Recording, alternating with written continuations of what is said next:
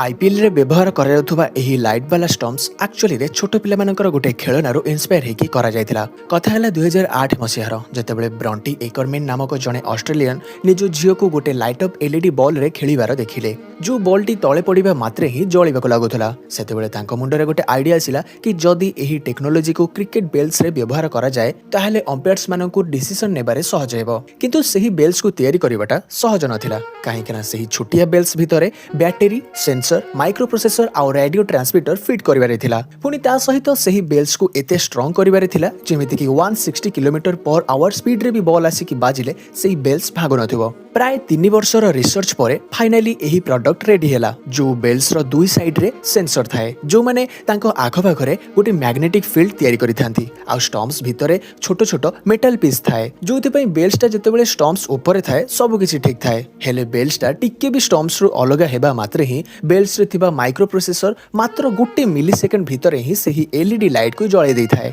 कोन आपण एही कथा आगरु जानिथिले? सेमिति रे एथर आईपीएल रे तमे को टीम को सपोर्ट करूछ कमेंट सेक्शन ने निश्चय जणेबो।